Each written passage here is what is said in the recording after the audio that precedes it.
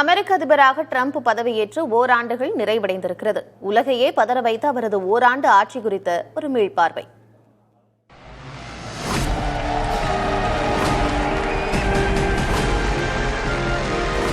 Donald John Trump, do solemnly swear. I, Donald John Trump, do solemnly swear the office of President of the United States.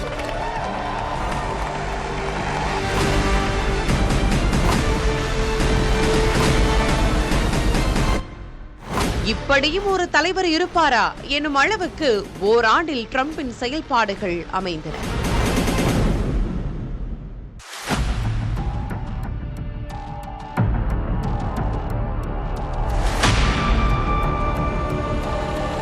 சர்வ பலம் படைத்த அரசுகள் முதல் சாமானியர்கள் வரை ட்ரம்பின் அதிரடிகளால் பாதிப்புக்குள்ளாகினர். இஸ்ரேலுடன் சேர்ந்து ஈரான் மீது போர் தொடுத்த ட்ரம்ப் அடுத்து வெனிசுலாவில் புகுந்து அதன் அதிபரையே சிறைப்பிடித்தார்.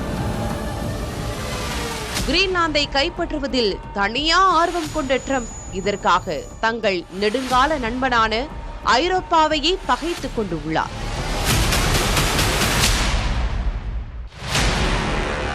யுக்ரைன் அதிபரை அழைத்து வெள்ளை மாளிகையில் ட்ரம்ப் மிரட்டிய விதம் உலகையே அதிர வைத்தது. We're trying to solve a problem. Don't tell us what we're going to feel. I'm not telling you. Because you're in no position to dictate that. Remember this.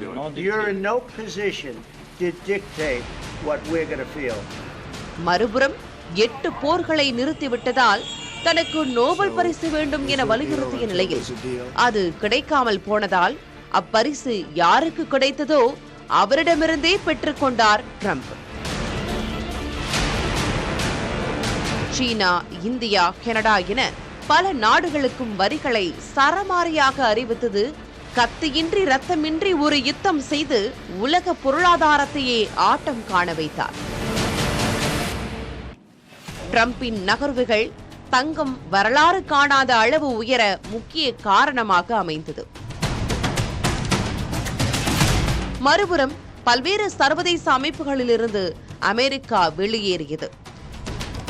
ஆப்பிரிக்க ஏழை மக்களுக்கான உணவு, மருத்துவத்திற்கான நிதியையும் நிறுத்தினார் ட்ரம்ப்.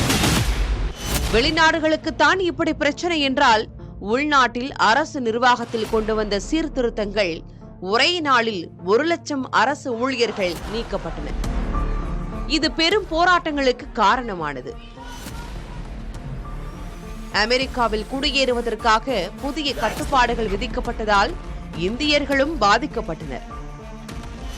ட்ரம்ப் எப்போது என்ன செய்வார் என சற்றும் கணிக்க முடியாத சூழல் உள்ள நிலையில் அடுத்த 3 ஆண்டுகளில் என்னவெல்லாம் நடக்கப் போகிறதோ என்ற அச்ச எண்ணமே மேலோங்குகிறது.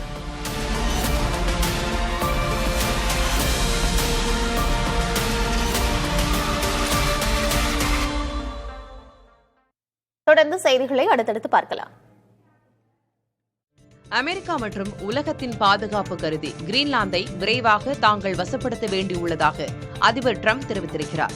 நாட்டோ அமைப்பின் செயலாளர் மார்க் ரூட்டுடன் தொலைபேசியில் பேசிய ட்ரம்ப் கிரீன்லாந்தை வசப்படுத்தும் திட்டத்திலிருந்து ஒருபோதும் பின்வாங்க போவதில்லை என்றும் குறிப்பிட்டார். உலகெங்கும் அமைதியை தங்களால் மட்டுமே கொண்டுவர முடியும் என்றும் இதை தங்கள் வலிமை மூலம் சாதிக்கப் போவதாகவும் ட்ரம்ப் தெரிவித்திருக்கிறார். கிரீன்லாந்தை கைப்பற்ற அமெரிக்கா ராணுவ நடவடிக்கைகளை எடுக்கும் என்று தகவல் வெளியாகியுள்ள நிலையில் நாட்டோ செயலாளருடன் ட்ரம்ப் பேசியுள்ளது கவனம் பெறுகிறது.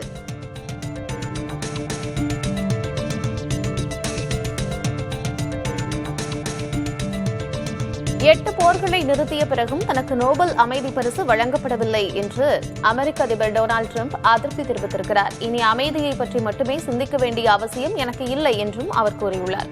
கிரீன்லாந்து பிரச்சினை தொடர்பாக நார்வே பிரதமருக்கு எழுதிய கடிதத்தில் அவர் இவ்வாறு குறிப்பிட்டிருக்கிறார்.